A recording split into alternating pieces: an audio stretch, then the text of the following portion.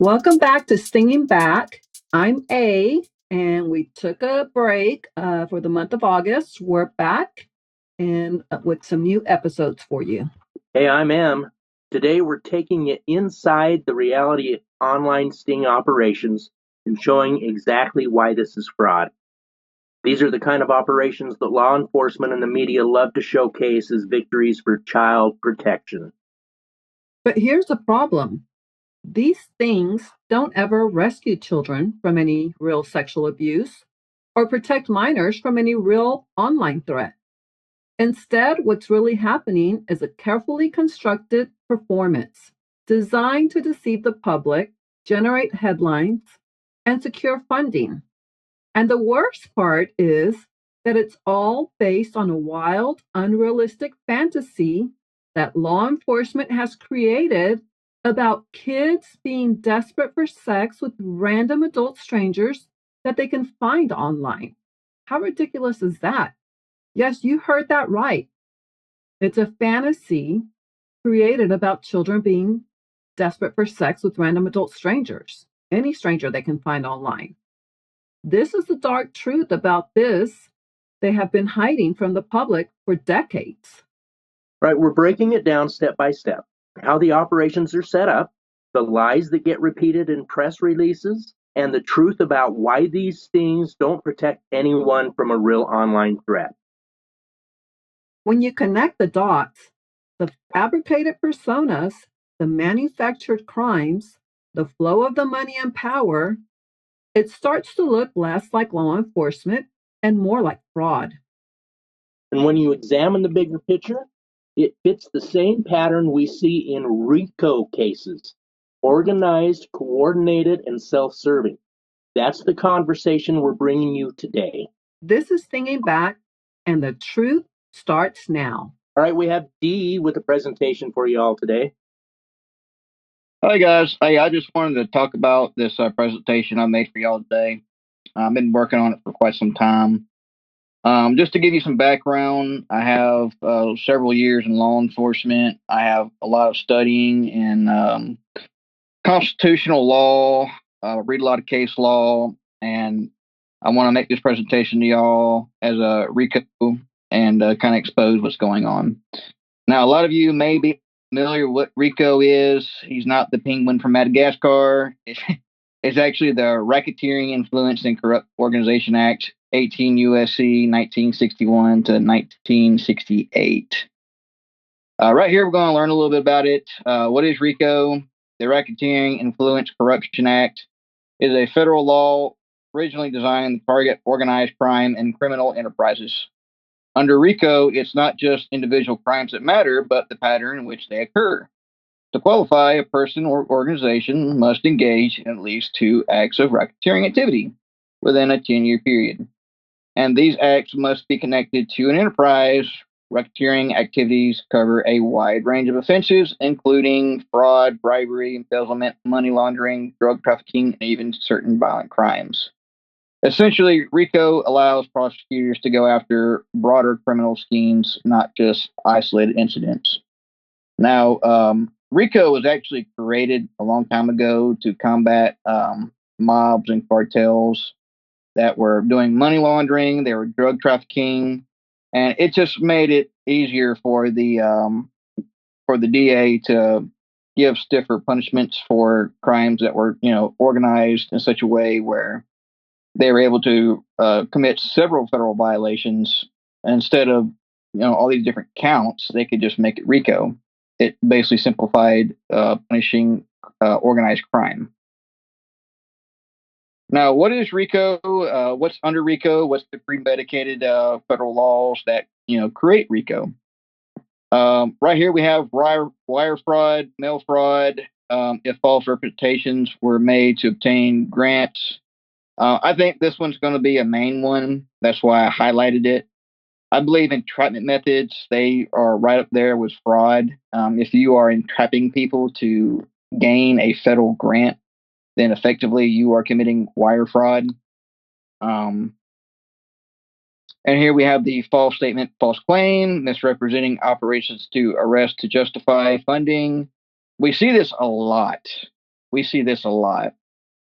We're seeing this in the Polk County Sheriff Grady's press conferences where he declares guilt before any type of legal hearing has been heard.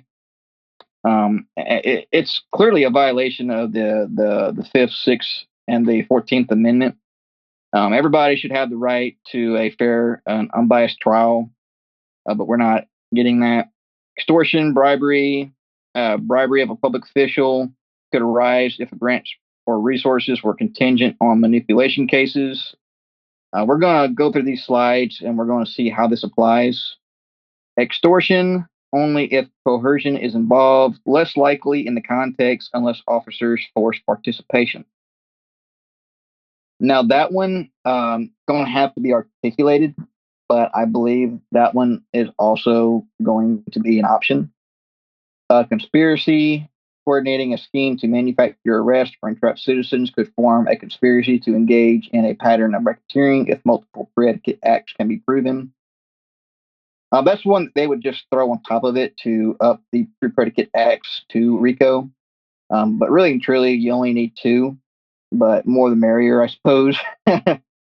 But this one here, I also feel like it's going to be probably going to be used just because we can clearly see that it's a manufactured scheme that keeps going on and on. We'll see later in these slides what I'm talking about. Federal grant misuse, if officers receive federal funding for arrest and then deliberately misrepresent operations. We're going to see this again in the slides. False claim, misuse of federal funds, which that one probably should be highlighted. We're seeing a lot of misuse of federal funds where there are actual victims of online solicitation going on, but they deliberately go to the wrong place to warrant that type of arrest. So it's rather like a very lazy way of receiving that federal grant. And frankly, I think it's a misuse. We're paying taxes, a lot of taxes for certain protections, and we're going outside the color of law a lot of times on these types of stings. All right. Furthermore, I wanted to include this one because I see a lot of casual violation of rights under color of law.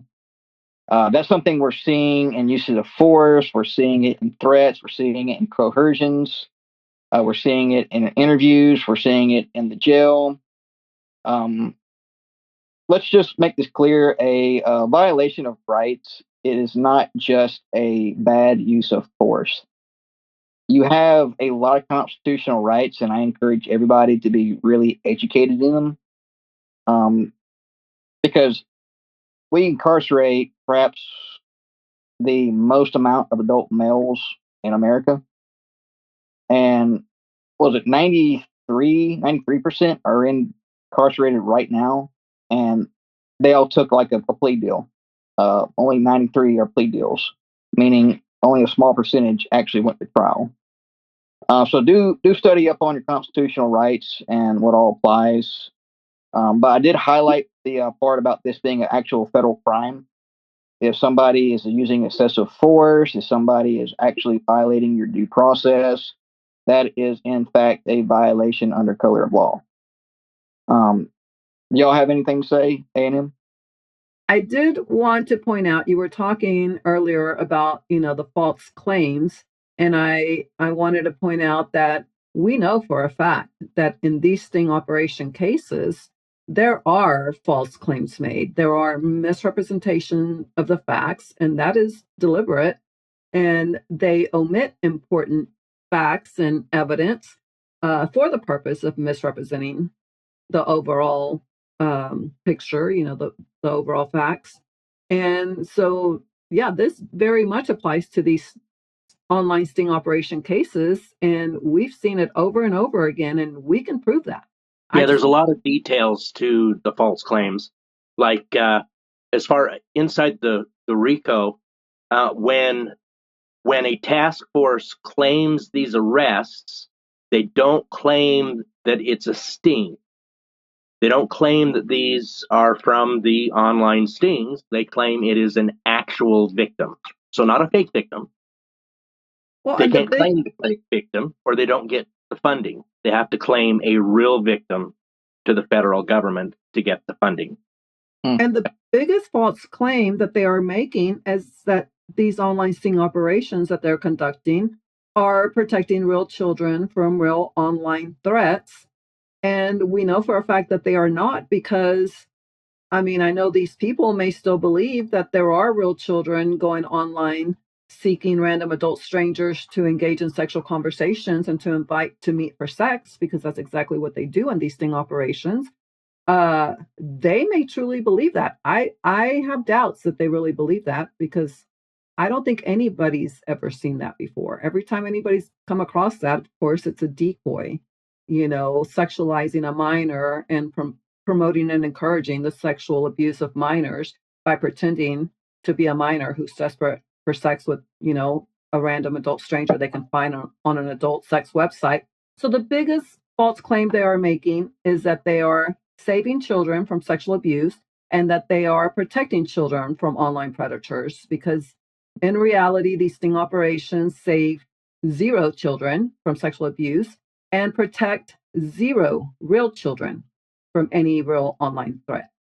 Well, and that's another difference. So when you do hear about a minor being, either running away to join a guy that they met online or being picked up by a guy that they met online, they're not they're not meeting on adult dating platforms. They're meeting on Snapchat and WhatsApp and Facebook. They're Roblox. yeah, Roblox, and that's not where the stings are happening. You do So, hear about 15, 16-year-old girls disappearing for 2 weeks and then they're found in another state with a 27-year-old man, but all the chat, they don't happen where they're doing these stings. so your argument is that these things are being conducted in places where a average person would not reasonably that a child would be there. Exactly. And Okay. they're also playing the role of a minor who was desperate to meet a random adult stranger for sexual purposes. And that's just not realistic. That's not something that really is happening in real life. So these sting operations serve no real purpose. It's all to make money. It is. I had a lawyer explain to me that it was that these decoys posing online as a minor is no different than a police officer posing as a prostitute. I said, no, sir, there is a huge difference. To pose as a prostitute, on a corner, and if you're where prostitutes work the street, and you look the part and you play the part, that's believable and that's realistic. That's something that truly does happen. But to pose as a minor that first posed as an adult to lure adult men for sexual purposes and to play the part of, I'm so excited, I can't wait till you come over so we can do these things. And please tell me more about what you're going to do to me. Oh, yes, I need to know more before I give you the address and you can come here to do this to me. And please bring condoms and lube and pizza or whatever. That's not realistic. So there is Yeah. a huge difference. So now we're going to talk about the deliberate acts to misleading. I think this is really important, and I think this will probably be the actual substance of what we're getting into. Because we think about entrapment, we think about men who committed the crime and did it because of police pressure. But today we're seeing a lot of cases get dismissed on entrapment, not necessarily because he committed the crime, but because the amount of coercion that occurred was unlawful. And they're just being ruled as entrapment, other than, hey, this guy didn't actually commit the crime. Which, frankly, I would much rather have an entrapment ruling than anything else, because right then in the entrapment ruling, any evidence that they are prepared to turn into probable cause to formally charge you or to convict you becomes fruit of the poison tree and cannot be used. But here I want to talk about the deliberate act that they do to mislead people. Right here we have a Rue Powell profile. It appears like she's on some type of adult casual encounter website. Here she's listed as 19. She's got 2 reviews, leaves a phone number. And the appears to be a kink section where she's letting the men know what she's into. You can see she lists role playing, right? And I don't understand one, why you would be in an adult place looking for men who are looking to take advantage of children, because it's just not the appropriate place. Your people are going there to meet adults. If somebody who was wanting to meet children went to an adult place, they would soon become bored because there'd be no children there. So it seems more like it's a deliberate act of law enforcement to try to make these men feel like, hey, I came here for an adult, but now I'm here for children, and it is what it is. But here we see that she's listing stuff such as role play and age of 19, and then she's providing pictures that keeps you in suspense on whatever age she's trying to propose in a chat. Right here, you have very seductive pictures. Thank God I didn't have to blur any of them out, because some of these I do, where they're trying to attract men. Do y'all have any input on this one? Yes, I can guarantee you from the pattern we've seen, and we know, what they do. This is something that will be kept hidden from a jury. They don't want a jury to see that Rue Powell posted an ad on an adult escort service with the words role playing on it, because they don't want for the guys to use role playing as a defense. And so they're going to hide the fact that Rue Powell advertised herself out there as a Viet girl with cute feet who is into role playing. It's clearly on there. And like we've said before, they only win these cases because they lie and they cheat and they hide important evidence, such as this. There it is. It clearly says role playing. They are going to work hard to hide the fact that they lured men with an ad like this. And if you see this ad directly on the website, the pictures this is surrounded by has fully nude women on there. Like, I have a video of this, and you scroll up, you scroll down, it's surrounded by fully nude women. She's not nude on there, so I'm glad you popped all that out. But it's very clear that she's soliciting men for role playing. And these won't show up in the hearings. The prosecution, they don't get put in the evidence. And just the final slide. This individual is 43 years old. She's old to be somebody's grandmother. Yeah, and I want to point out too, they're using the age of 19. So even using the age of 19, a lot of men are going to know or assume that she's not really 19. She's more likely to be older than that. These girls will make themselves younger on these websites. So even say 19, that's pretty young. She's not really likely to really be 19. That's like in Vegas, the sex workers, when you get those little advertisements and they'll advertise, little 19-year-olds. And I've heard the men say that's not what you get. You get like a 40-year-old. Same thing here. So to say 19 is pretty brave. To lower the age from 19, is just crazy. It's got to be role playing. Well, I mean, it's not role playing like we think it is. She's literally listing role playing in her ad.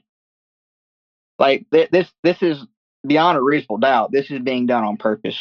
Yes, but dozens of men have been convicted for responding to an ad like this because they supposedly knew that this was a minor. Right. All right. On to the next example.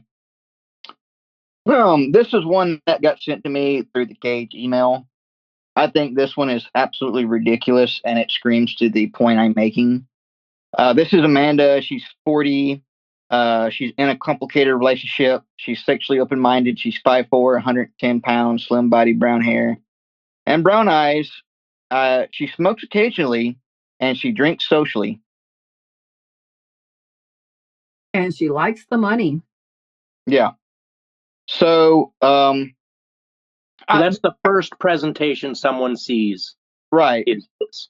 Yes, this is the ad that police use to find online child predators, men, men or anybody. I mean, they only target men, but adults who are seeking minors to sexually exploit. This is the ad they put out there. So, like I told this lawyer, when they pose as a prostitute and they play the role, of course they're going to attract men who will offer to pay for sex.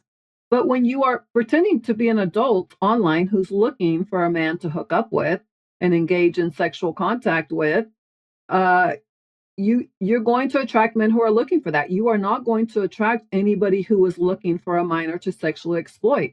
That is just absurd to say that it's the same thing as police posing as a prostitute. It's ridiculous. That's total gaslighting. So I believe this one is on a dating website, and I'm just now noticing it. It's got a blue check mark by the name. That means this user has been verified. So I don't know how they can, in good faith, make a case like this. I think it's just a complete alienation of the evidence finding process. I think during the course of this YouTube channel, I think y'all have heard me say that quite a few times. Um, this is basically showing somebody an adult and then getting them aroused to make them commit a crime. You This is brought up a good point. They show an adult, they get them aroused, and then they introduce a minor into that adult sexual conversation. That is disturbing. It's not like they came across a minor first and then the man got sexually aroused, which is what they present in court, which is what they present to the public, and it's what they present to the jury. It's lie after lie after lie. Their number one tactic is to gaslight everybody to make this work for them. They are trying to create pedophiles. That is I, disturbing and disgusting. I think it's interesting because I read this and it screams projection to me. This is like early 2000. All these straight men are now against gay rights while they're low key DLs themselves. To me, I look at this and I'm like, the detective who did this needs his hard drive, looked at. I Oh, don't know for sure. why you would push this. Em and I were just talking about that the other day. So, this is Okay. another episode we want to do, and this will be the title to it. Em came up with this one. Proof the vigilante pedo hunters hide behind the guise of saving children to act out their own fantasy. I've been saying that for a long time. Those who conduct these sting operations are acting out their own sexual fantasies about this. No other reason to do this. And they make money. Oh, of course, They they get love the attention. money that comes with it. And that's where D's RICO falls in. Right. And I just have several different examples of this. I'm going to go ahead and go to the next slide.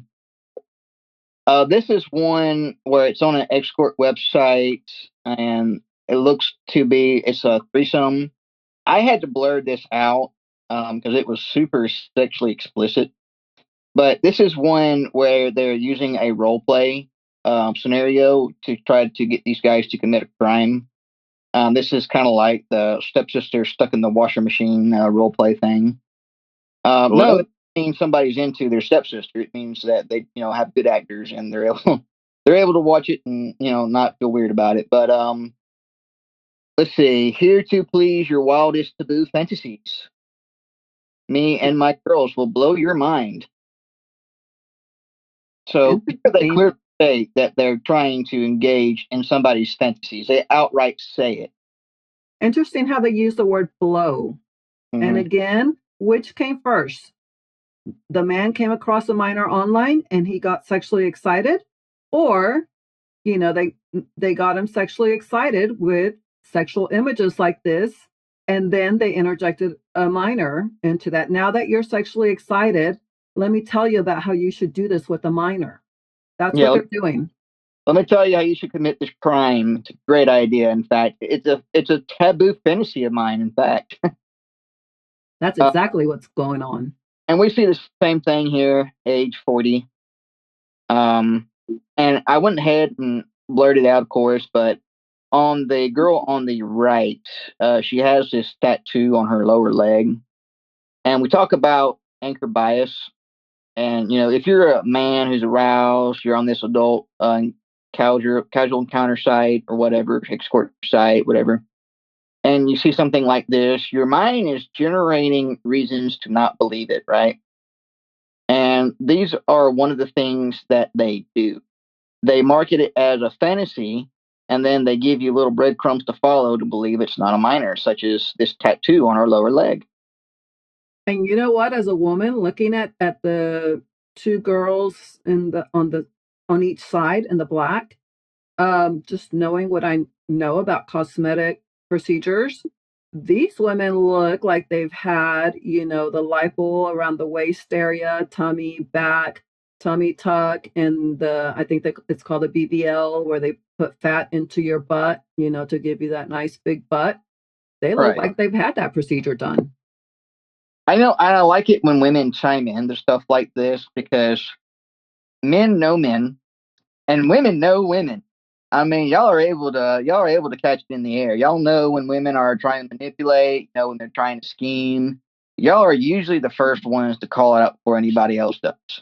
Oh yeah, look at the little waist. They removed fat from there and added fat to the hips and the hiney. This is a sex worker. You said Heine. The hiney. Sorry, they added. Yeah, this looks like a body that has had cosmetic surgery where they remove fat, from the core area, the tummy, the back to reduce your waist, and then they add fat to the hips and the butt. And why wouldn't a sex worker do that? They use their bodies to make money. hmm I'm not sure how this case ended, but just looking at it as a man, I think it would get the most rational thinking, uh, you know, best moral character probably aroused. Um, do you know anything about this one, A? On the sentencing, the trial, anything on this? Oh yeah, this is a case that went federal, and the federal cases have a minimum of 10 years. And of course, he was found guilty because it's all set up to make sure they're found guilty from the beginning. And the And jury probably never saw that ad. no, I'm sure they didn't. I mean, I don't know for sure, but I mean, if a jury had seen this and it was shown that this is how they lured him, to say that he brought up sex first is absurd, because how can you see this and say, oh, they didn't bring up sex first? Oh, they were not looking for sex. They were just looking for someone to talk to. Right. We'll go ahead and get to this final slide of this example. This is one that was made most popular by Kathleen. This is a this was part of a dating website. I don't believe any sexual conversation actually occurred. This guy was actually convicted, and they found that his rights were violated, and he was allowed an appeal, and he won the appeal. Thank God. But this is part of the images they give you. This was supposed to be a 13-year-old. I don't know where everybody's personal opinion is, but um, this is clearly not one. You can see the wrinkles kind of shining her forehead with the light. I kind of lean toward that being done on purpose to create that anchor point biased. Y'all have any opinion on this one? Well, this one was sent to a 20-year-old guy. I mean, like barely legal himself. This woman was older than him at this time. Look at her nicely groomed eyebrows. 13-year-olds aren't worried about their eyebrows. I can see eyeliner on her. She's wearing makeup. She's just home. I think if I remember correctly, she was just home maybe on a rainy day playing video games and wanted, to go um, on an adult sex website. This was on Craigslist Casual Encounters. Remember, Craigslist had different categories. This supposed 13-year-old, out of all the categories on Craigslist, non-sexual ones, she chose the only one that was sexual, Hmm. posted an ad because she wanted to find an adult man to engage in sexual conversation and invite him over to do sexual things with them. And that's supposed to be believable. And then, the government pretended like There's absolutely no way why the 20-year-old should have ever been confused about that, because supposedly that's just what 13-year-old girls do. They get desperate for sex and they go on adult sex websites looking for random adult men to have sex with. Makes no sense. I believe this one resulted in he won the appeal because he was able to prove that he did not actually believe this person was representing their age correctly. Well, he lost to begin with. He was denied a jury trial. He went to prison for like a year and a half. He got out by the time they finally ruled on the appeal. He won on a technicality because he was denied a jury trial and was just given a bench trial. And so then he had a new trial, and by then we knew a whole lot by then, a whole lot more by then. And so they had a lot of new information, and they got, the right lawyer that was willing to fight for them. Mm-hmm. And they also got lucky because there happened to be two jurors at his trial on the jury that were familiar with Craigslist casual encounters. So what really helped his case too was that those two jurors caught on that the police officer was lying when he said that you could just post an ad on Craigslist casual encounters to just find friends to talk to. There were two jurors on there that were familiar with it, and they called bullshit on that. Right. And So so Yeah, that's this why is it was Lady believable. Justice. Yeah, this is Lady Justice. We interviewed her a few episodes ago, and it's her son Jace. There's New York Times articles about it. If you search Lady Justice myth, you'll find more information about this case. when y'all look at that case, is this the picture that y'all see, or? Yeah, this picture played heavily into the case. Yeah. Okay. Yeah, Okay. so the jury was convinced that Jace had doubts, um, for why to believe that this was an actual 13-year-old child who was soliciting him for sex, uh, because of all the facts. And the second time around, they presented all the facts. And And luckily, the jurors knew. sitting here going through all these slides and talking about this one that actually, was able to win, I'm kind of blown back by it because this is the least most sexually explicit one we have in the slide. The other ones I look at and I go, yeah, no, that's entrapment. The thought of the crime occurred first with the police. But, this one is, pretty. I mean, she's obviously not 13, Yeah, but but if you ever went on Craigslist Casual Encounters and looked at the ads there, it was full of sexual stuff. So the place where this 13-year-old child's ad was placed uh, was a sex website, was an adult sex website, no doubt about it. So yeah, her picture was not sexual, but the place where she chose to post her ad, and of course they're not real. This was a police officer who did it. No real 13-year-old child would have ever done that. But we're supposed to pretend like it's real. So, according to these people who conduct these sting operations, a 13-year-old child, would go onto an adult sex website placing ads to solicit men for sex. That's just what 13-year-old girls do, according to them. you play it out to every step to what they actually did. You're now telling me a 13-year-old has a cell phone, which back in the day was kind of rare. It's not as rare now. I didn't get a cell phone until I turned 16, and I started regularly using it until I was 18. But she produced an email. She had enough computer know-how to produce a Craigslist ad. And the fact that the 13-year-old even knows about Craigslist is kind of crazy to me. Yeah, that was weird. How did she ever even find Craigslist casual encounters? That's crazy. And nobody that the jury, is not presented with any of that. It keeps the viewer in a level of suspense. It's kind of like those movies where you got like one blonde chick beating up like five Marines. Oh yeah, I believe this would happen. And it keeps you in this level of suspense and disbelief. And then they attempt to attach the role play aspect to it. Then it makes sense, right? So then they're able actually to get these men to commit this crime or alleged crime or I don't even know if I can say that because I don't think a lot of them know that they're even committing a crime. They just think that they're meeting somebody for role play. Well, that and a lot of them are just unsure because it doesn't make sense. Why is a 13-year-old child soliciting random adult strangers for sex on an adult sex website? And they're not looking for money. So it's not like anybody's pimping them out. It Right. doesn't make sense. So, of course, at most, one can only think that maybe it's true what they're telling me. Maybe they really are 13. That's really weird. That would be incredibly rare, for this to really turn out to be a 13-year-old girl. It's more likely that it's not true, but there's only one way to find out, and that's to go and meet this person and find out who this really is and what's going on. Why are they doing this? Are they role playing?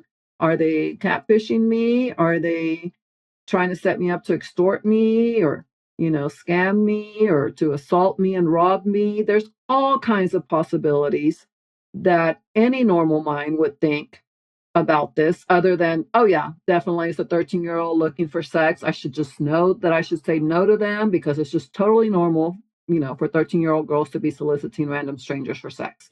That's not normal. And that's what the government is saying that people should believe. Right.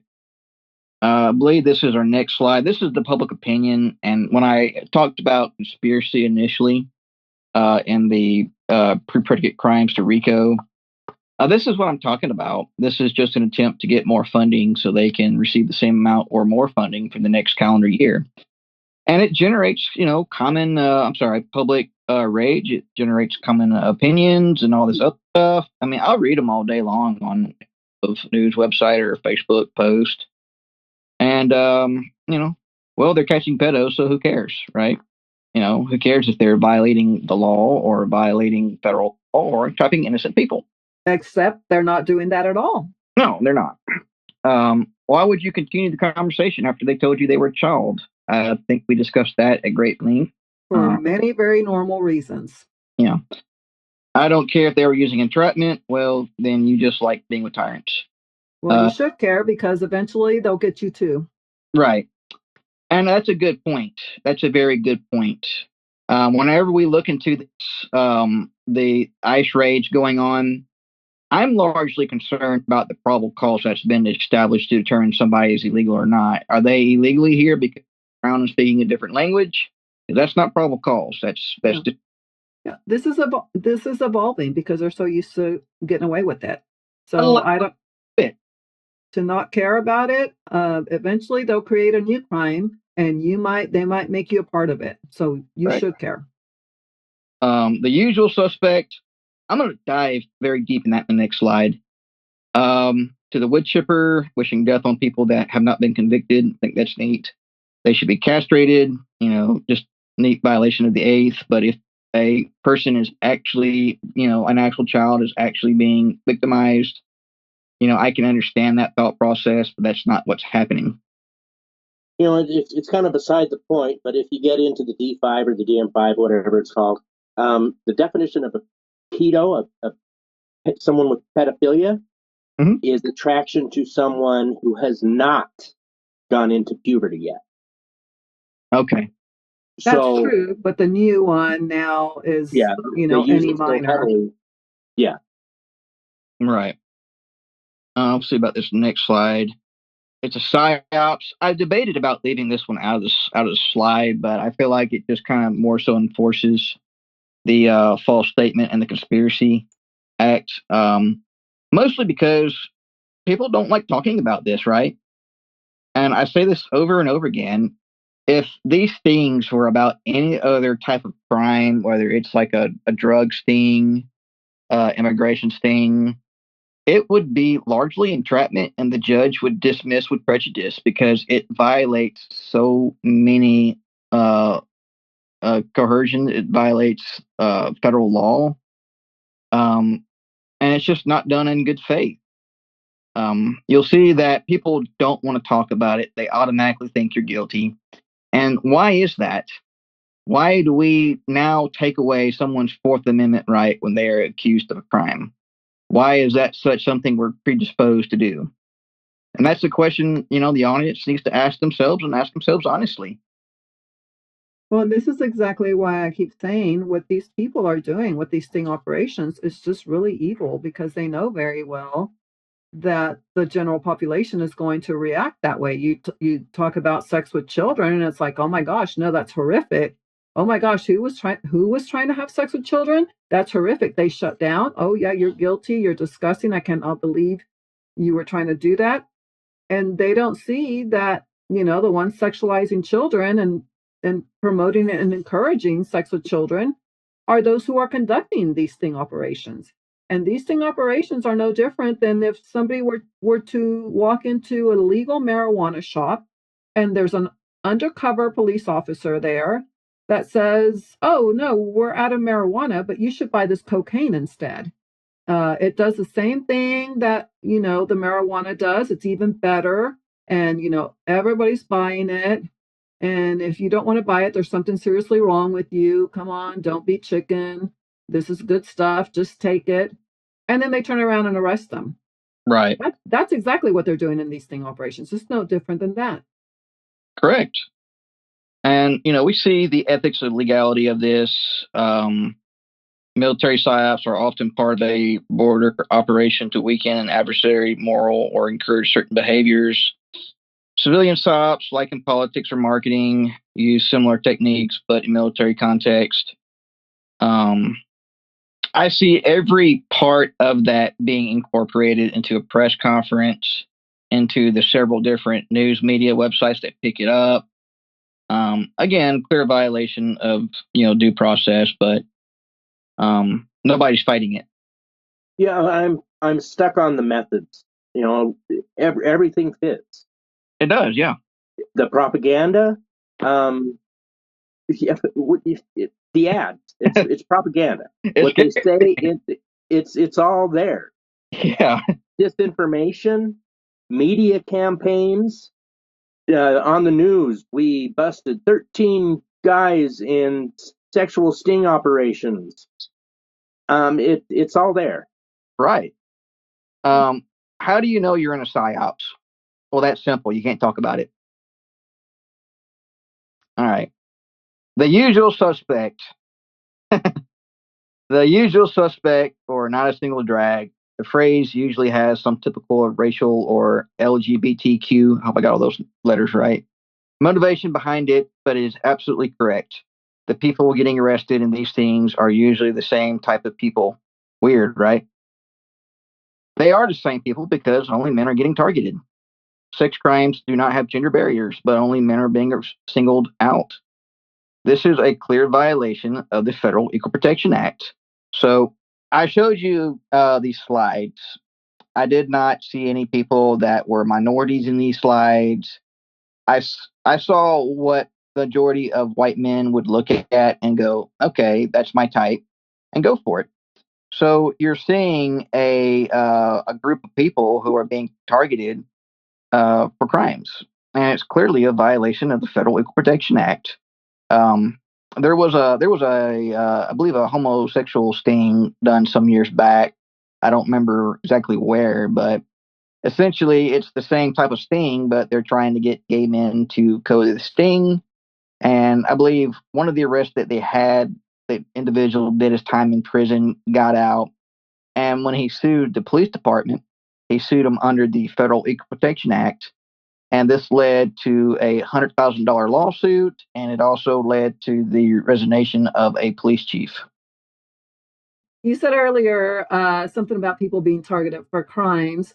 I just wanted to clarify they're being targeted to be used to create fake crimes. Um, and I wanted to point out also that there are some of these vigilante groups, such as what is his name? Alex Rosen from Predator Poachers, who thinks he's a hero, who's or pretends to be a hero. He probably knows he's not. That is saving and protecting children from these dangerous child predators on these adult sex websites looking for these children. He seems to mainly target gay men. He uses Grinder a lot. I did have noticed that. Um, so some of it is, just hate and fear, and maybe they have their own struggles with homosexual thoughts. I don't know. I do believe that, those who conduct these sting operations have their own struggles with, fantasies, that involve sexualizing children because, of course, they have created fantasies about that and they go out there and push it on other men to then falsely accuse other men of having those thoughts when those men were never even looking for that. And like I said before, which one came first? Did the men come across a minor first and then they got sexually aroused? Or did the decoy work at making these men sexually aroused first and then they introduced a minor into that? And that's what is incredibly disturbing about this. And that's one of the dark truths about this that is not out there, being discussed or talked about like this. I think we're the only ones doing that right now. We need more people talking about this. Well, and so more of the misconception, someone who is new to this and hasn't heard these stories before, when you say suddenly introduce a minor, we need to make sure that you understand they've been having a conversation with an adult woman from the ad. They claim that they're 19 or 40 or, what Dee showed us earlier. They stick with that for a while in the conversation. And then it's, oh, I guess I have to be honest with you. I'm only 13. So that's where they introduce the idea that this person is a minor. It's the same person claiming to be an adult and then suddenly saying, oh, hey, guess what? I'm only 13. Well, I But do the want ad says role play. So, of course, this person who's caught up with the anchor bias and, in all of this is okay, this must be a role play. And I do want to clarify that in some cases, they do mention the minor age as soon as contact is made, but we have figured out that it's all based on what the online platform they lure them in from. So if it's just something like Scout or regular dating app, then they seem to drag it out more before they bring up the age. Oh, by the way, I'm a minor. But if it's an adult sex website, it's pretty clear that everybody there is there for the purpose of finding a consensual adult to sexually explore with, right? It's about sexual exploration. Um, then it's already been established that the intent is sex, is sexual, right? So two things they have to establish first. Once they establish contact, and it's established that the purpose of this contact is for sexual purposes. Once those two things have been established, and only then do they bring up the age of, by the way, I'm a minor, or by the way, I'm looking, for sex for my children, not for myself. And that's two things also that we don't see being talked about when these cases are being defended. And so when these dishonest police officers are saying, "Oh, we told them right away that we were a 13-year-old or a 14-year-old, so they knew," of course they're deliberately omitting the fact that by then it had already been established that this contact was going to be for sexual purposes. They established themselves as someone who was looking for a man to engage in sexual activity, sexual exploration, sexual conversation, whatever. But it's a fact that they were there for sex purposes. And now they've made contact. So they don't need to drag it out about what are you looking for, because by the time they contact, one contacts the other, it's already been made clear that it's for sexual purposes. So I just wanted to clarify that. Now, Alex Rosen, he's the individual who just dropped the N word in the text, wasn't he? Oh, yes. He uses that casually, and my guess is that he does that because he's trying to get a reaction from people. Mm. He's one that likes to manipulate and tries to control people because he gets off on that. And so when he did that to me, I just didn't even react to it or respond to that. I just ignored it, pretended like I didn't notice it, because I knew that's exactly what he's doing, because that is what kind of person he is. That's what abusers do. They enjoy manipulating, gaslighting, um, playing with the minds of people so that they can victimize them the way they're looking to do. And that's just what kind of person he is. Mm. I agree. Toward the end of this slide, we're going to kind of look at the individuals who do these types of stings and what kind of people they are really. Um, Never reward police misconduct.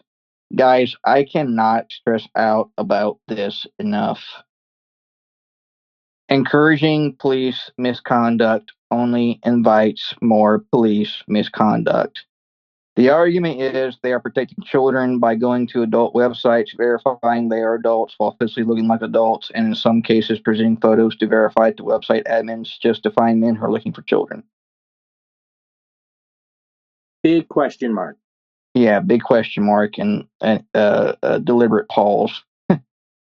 What they are actually doing is presenting themselves as adult, making their victims believe they have some type of role play, age play kink, and then accusing men. Better question, why are they not on Roblox looking for people targeting children? And where is Jeffrey Epstein's list? Well, that's why they created these sting operations to keep the focus off of people like Jeffrey Epstein. Right. I agree. Right? Let's not focus on the real abuse. Let's just pretend like we're saving and protecting the children. But oh, if there's any real children involved, no. Let's keep the focus off of that. Look at these dangerous predators over here on the sex websites looking for children, and we're protecting your children that are supposedly on these sex websites looking for these men to have sex with. But of course, they don't say it like that. I'm saying it like that because that is exactly what they are telling you without directly telling you. And people and the public has fallen for it. We've all been gaslit. I am from the government and I am here to help. Thank you, Dee. Mm-hmm. Obvious entrapment. This is just kind of going over the facts of what they do and why it lacks probable cause. These things are being used PR stunts and to collect federal grants from fraud in the worst degree, with camouflaging itself as virtue signaling. The data does not back the probable cause of the arrest.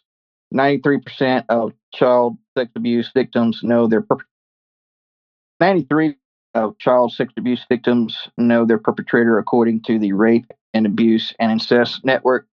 National Network RAIN. A study published in the Journal of Interpersonal Violence found that over 60% of children abuse offenders had employment or volunteer roles involving children. And CP is being not really found on any of these things. I mean, it's super rare. I think the last statistic I read that 33 men that were arrested in a sting, only 1% had actual CP on their phones or technologies or electronics, which understand, if you get arrested for one of these, they're going over everything. They're going to get a warrant for your house. They're going to take all your electronics, taking your phone. They're doing a very large scope of searching. No, actually, in a lot of these, Dee, they have not done that. Really? That's one thing we were talking about early on, when we got involved in investigating these sting operations. It's shocking that if they truly believe these men, are a danger to children, they don't take their computers. In a lot of these cases, they just took their phones, never bothered trying to look at their computers or any of that because they knew darn well that they were not going to find any of that. And even in the cases where they have found CP, I question that whether it's real or not because they can call CP anything they want and or they can plant it on the devices themselves, which they have done. They have. Before. I'm not saying they've done that in every single case, but I question whether it's real or not when they claim to have found it on someone's electronic device. I got you. Well, correct me then. But yeah, that being said, it seems like they go into it knowing they're not going to find it then. Because to what I am able to research, the ones that are searched, I don't get to see all of them. I believe y'all would have more information on that.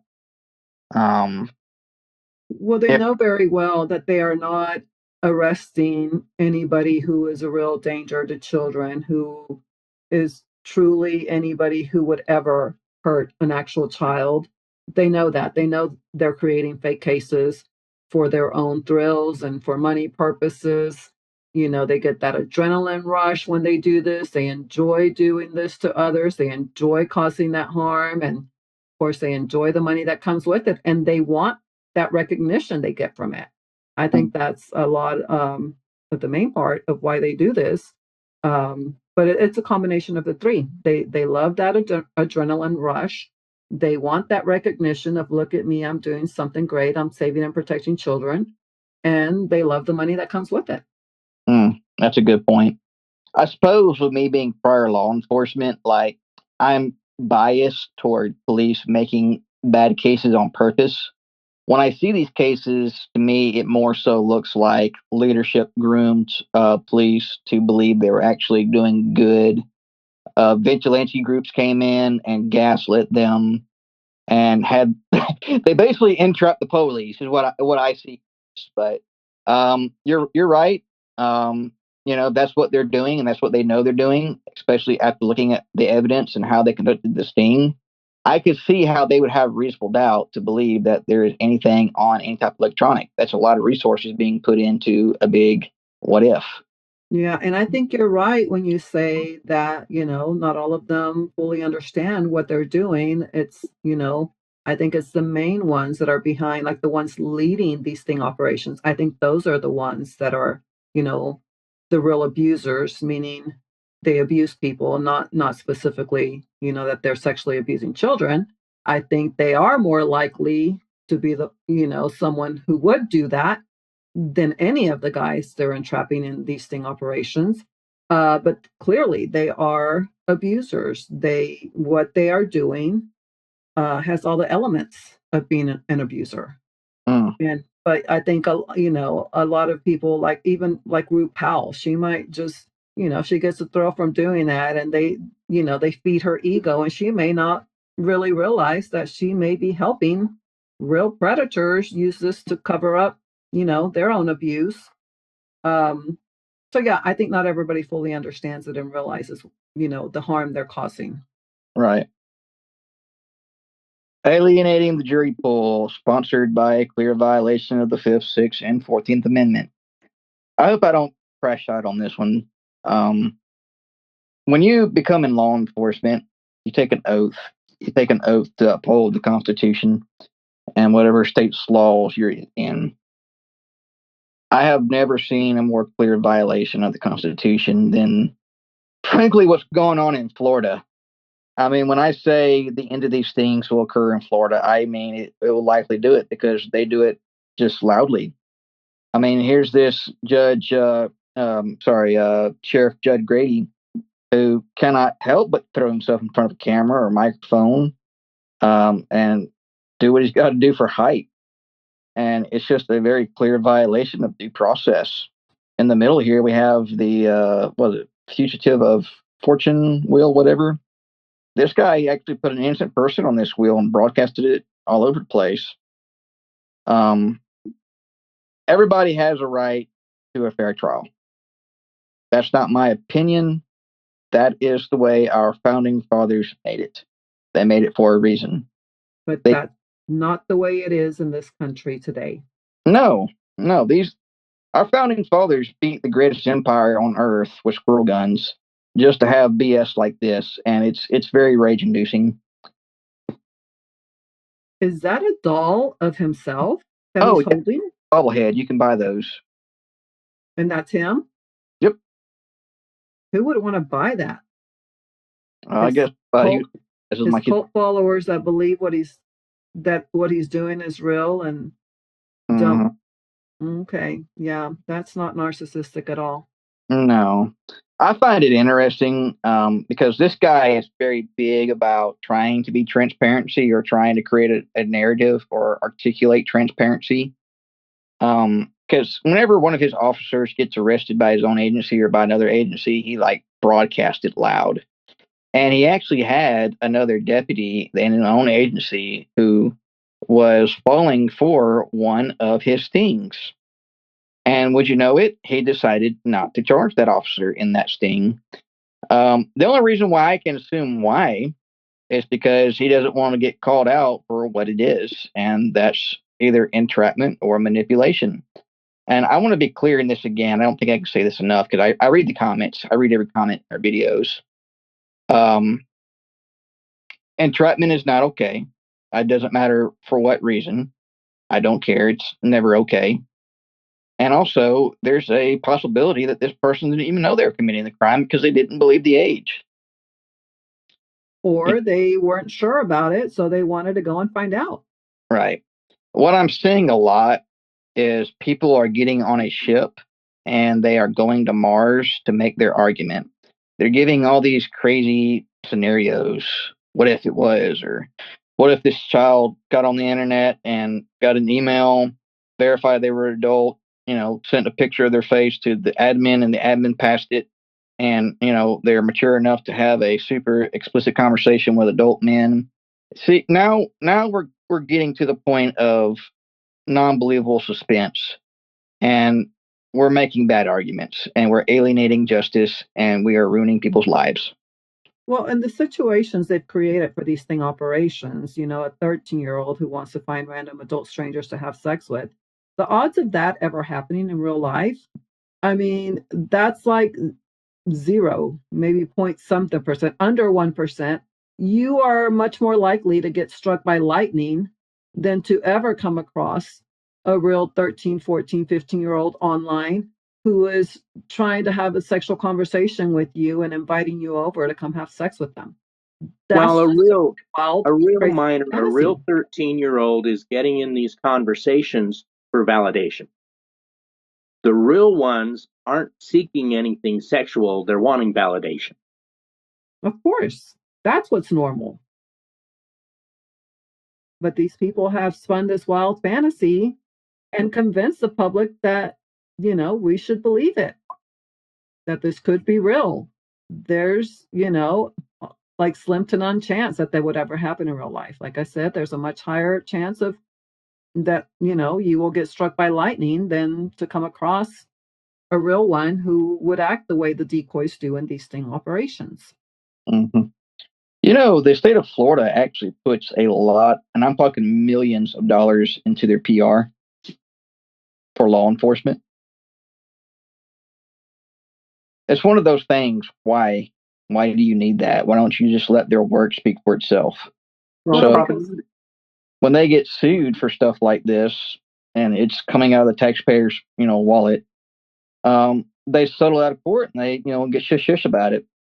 And we're seeing that more and more. well, the problem is narcissism, Mm, and people in positions like this, like it's obviously that Shady Grady does this because he enjoys this kind of attention and he wants this kind of recognition. Deep down inside, I can bet that he's someone who's very insecure and feels very poorly about himself. So he puts on this public image to kind of compensate for that. That's what I right. see when I look at him. I agree. All right. Lost in integrity and fraud. Some of these faces I'm sure people know, some of them they don't. Starting off, we have Tim Ballard. He made the movie Operation Underground Railroad, talking about protecting children. This guy is facing several different legal battles where he's being accused of raping colleagues. And it's how many colleagues is he up to, by the way? Does anybody know? I think last I heard there was over 30 women who had filed complaints, who had come forward and made accusations against him, sexual assault Right. accusations. He's got his own way of bringing up victims, really, just by giving this hero complex and drawing women in. The top left, we have a sheriff that was charged with RICO. Surprise, surprise. This is one of those Florida sheriffs. Um, on the bottom here, Oh, wait, next. going back to that Florida sheriff, Mhm. um, his office, sheriff's office, was running these sting operations as well. We have group members from the county he's from that from sting operations that he's responsible for. So this Save the Children guy is now being prosecuted himself for what I would say may very likely be a real crime because Those that conduct these sting operations tend to be abusers, tend to think the laws don't apply to them. But anyway, I just have to point out that he is responsible for creating some of these fake cases that are created with the online sting operations. Well, it's all fraud. Of course, and he's being charged. He's being prosecuted for fraud as well too. So it's like that's no coincidence. That's who these people are. That's what they do. On the bottom here, we have this was the president of Bikers Against Children Abuse, wasn't it? I don't know who that is. He was the president of that biker group who protects children, allegedly. He had a bunch of CP and explicit material he was sending over. Well, yeah, some of them get into this so that they can have access to children and child material and all that, and they use the saving and protecting children as their cover up. Yeah, that's no surprise at all. Well, to me, that's just projection. You're basically the loudest person in the room saying that you don't like something or you don't support something, and that's really so you can camouflage your true intentions. Here we have Chris Hansen. He's been arrested a few times. This fraud. Fraud. Yeah, fraud. Last time I think he was arrested for not producing evidence, which if he's so big about putting, people in prison for taking advantage of children, you think he'd be the first one in the courthouse presenting evidence, but here he is trying to hide evidence. It's amazing to me he's bouncing checks because this guy has built an empire on exploiting people. And right here we have my favorite one, Vitaly. I always mess his name up, but Vitaly Zelensky. He's currently in the Philippines doing a lot of time. I think last time I saw it was like 20 years. This guy would use just very illegal tactics to do his things. And he would tattoo the men, he would shave the men. In some cases, he would have the men beat. And here he is. Yeah, he's a typical abuser. Yeah, typically, yeah. I should have added that in the slide. You can see where he's kind of getting off the juice. So he's starting to, shrink up some. And the bottom here, we have a politician. M, do you know more about this one? Yeah, he was a councilman, a city councilman in Washington, Riley Carter. And he had been on his social media bragging how he was going to change the laws and save the children and pursue pedophiles.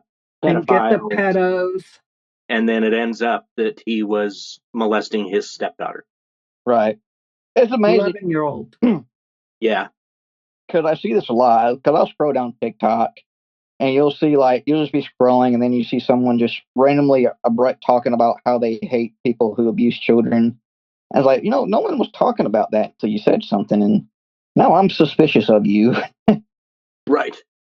Yeah. You go, you get your, most of them are just 15 minutes or what are they, 30 seconds on TikTok to scream how they're anti-pedophile and want them all to be wood chipper and blah, blah, blah, blah. And then, when they get arrested or they get investigated, it ends up they're the ones that have lots of cheese pizza and have been molesting neighbors and children. Exactly. The CP, the cheese pizza. And, it's funny that they don't realize that now with, everything we know and the information we're putting out there, and so many more people are aware too, that when you're out there screaming about saving and protecting children from pedos, you're actually drawing attention to yourself, and it makes us want to take a deeper look at you because it's very likely that you're the one. Well, we know that that you have a lot to hide.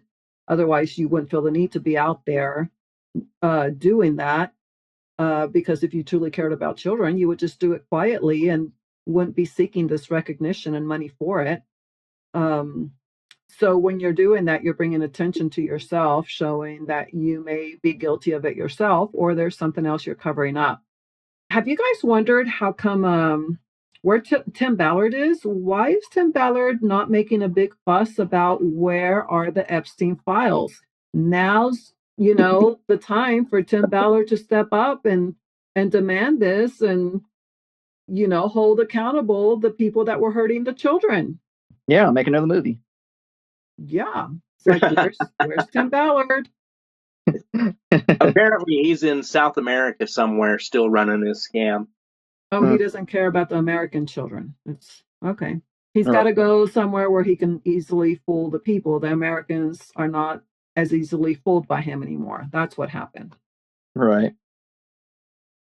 All right, I'm going to read this and I'm going to kind of recap so we go through everything that we can kind of line up with some of the RICO uh, crimes. But this was Benjamin Franklin, and he said, "Those who give up essential liberties to purchase a little temporary safety deserve neither liberty or safety." And that's really what we're saying at large is a violation of rights to one of us is a stairway of a contingency of continuous violation of rights. These things should not be going on anymore. They should have been ended a long time ago. Partially, they were. When Chris Hansen made that DA arrest and the guy killed himself, and the courts ruled that the government and Chris Hansen was liable for a large sum of currency that we don't know about because it was a settlement.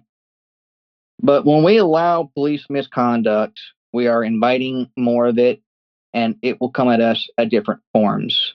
When 9/11 happened and the Patriots Act was signed into law, giving the government permission to do the Fourth Amendment violation, leading to conversations to be looked at, bank records to be frozen, we gave them permission to violate our Fourth.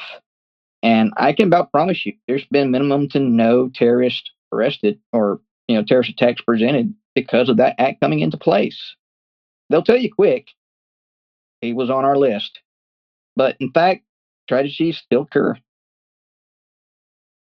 Yeah, and it all comes down to people standing up and saying we're not going to take this anymore.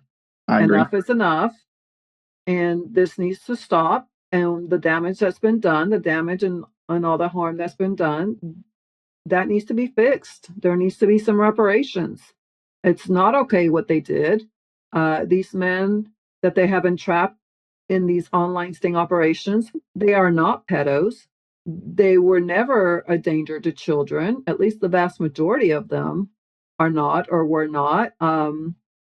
I I'm willing to say even that maybe even all of them. I don't want to say that for sure, but I'm willing to bet 98, 99% of them were never a danger to children, would never hurt a child. These are completely fake, created crimes against them simply because it's very easy for our government to do that and get away with it. Um, these men are held at gunpoint and then they're taken in to be interrogated, and then they say, "Oh yes, they admitted that they knew this was a minor." No, it's more like they acknowledged they were told this was a minor. That doesn't mean they fully believed it. Nobody can fully believe it. You cannot believe what you are told online until you confirm that in person. So that's BS that they say.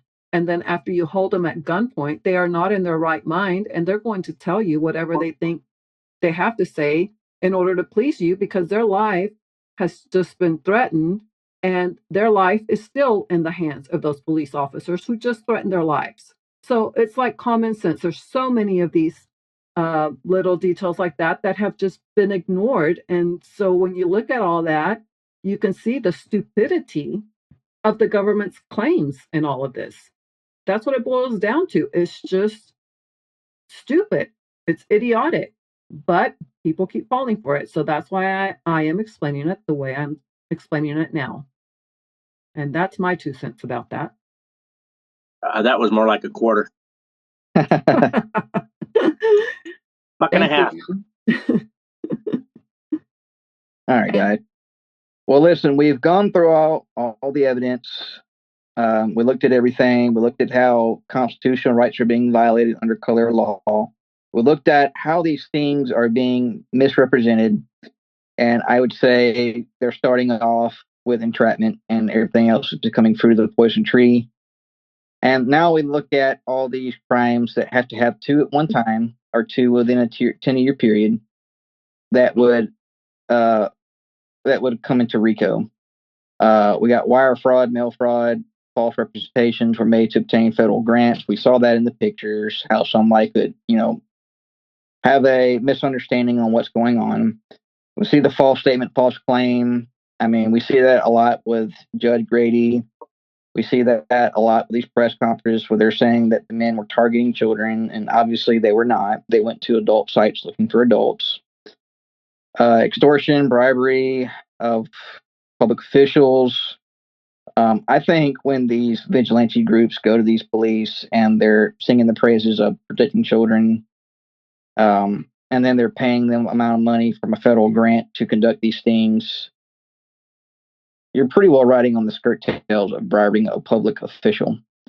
Extortion, I think that one speaks for itself. The conspiracy, I think we talked the volume for that. The coordinated scheme to manufacture arrest to entrap citizens could form a conspiracy to engage in a pattern of racketeering if multiple predicate acts can be proven. Here we talked about them. They can be proven. They are there. And federal grant misuse if officers receive federal funding for arrest and then deliberately misrepresent operations. These are all RICOs. And guys, I don't make this presentation to feed my own ego. I really don't have one at this point in time. What this is designed to do is it's designed to give the men who've been affected by these a blueprint, if you will. I want you guys to beat your cases. I want you to, become mentally stronger. I want you to be well informed on your rights or any rights. It doesn't have to be these cases. But I want y'all to be well informed on your rights, and I want you to apply it, because what we're seeing is a total failure of government accountability, and that needs to stop. It's dangerous. And I want you guys to know that this crime that was created against you could have never existed without law enforcement creating it and without the help of prosecutors using also, dishonest tactics to prosecute these crimes, using intimidation tactics to coerce men into accepting plea deals to make them look guilty. And then for those who take it to trial, you get punished too. Like I recently saw what the jury instructions look like, and I said, well, no wonder the juries are voting guilty most of the time in these. It's because the instructions force them to vote guilty, and it's because they make it very vague and it's easy to be confused. They do not clarify exactly what the requirement is to violate the law. For example, in the one I just read, it did not clarify that to solicit someone means that you entice, encouraged, requested, something from that person. In this case, the man is not the one who enticed, encouraged, or requested sex from the pretend child. It was the pretend child who did it to him. So technically, he never even violated the law, but that was never brought up in his trial. The lawyer refused to bring up anything that exposed the fact that this was an adult sex website that they posted an ad on. So anyway, just know that what you did, don't feel bad about what you did, because you have been victimized and then you were held at gunpoint.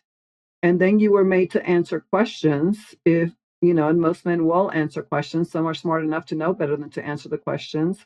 And at that point, it's easy to convince you that you did something wrong and that you were trying to rape a child. Because when you are in that very vulnerable position, it's very easy to brainwash you to believe whatever they want you to believe. And they shame you and guilt trip you. And they do convince some men that is what they were trying to do, and some men are convinced that there's something wrong with them because they were supposedly trying to rape a child when that was never true. And so I just wanted to put that out there. Hey, thank you for sticking with us.